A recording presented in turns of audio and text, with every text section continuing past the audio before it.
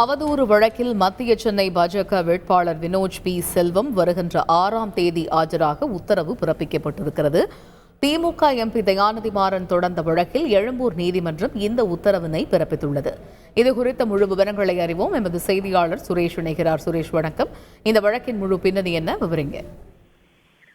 வணக்கம். மத்திய சென்னை தொகுதி திமுக எம்பி தயாநிதி மாறன் தனது தொகுதி மேம்பாட்டு நிதியில் எதையும் பயன்படுத்தவில்லை என்று கடந்த ஏப்ரல் 13ஆம் தேதி மத்திய சென்னை தொகுதியின் பாஜக வேட்பாளர் வினோஜ் பி செல்வம் எக்ஸ் தளத்தில் பதிவிட்டிருந்தார். இது தன்னுடைய நற்பெயருக்கு களங்கம் ஏற்படுத்தும் வகையில் இருப்பதால் அவருக்கு எதிராக அவதூறு வழக்கை தயாநிதி மாறன் தாக்கல் செய்திருந்தார்.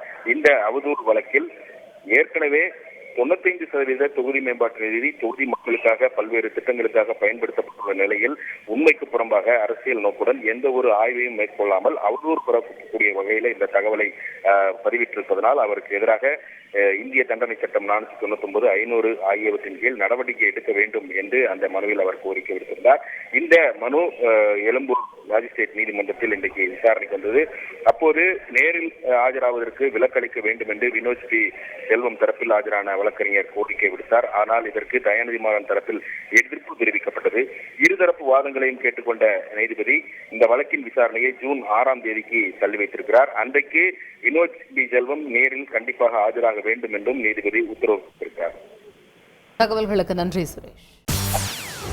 செய்திகளை உடனுக்குடன் தெரிந்து கொள்ள உடனே சப்ஸ்கிரைப் பண்ணுங்க.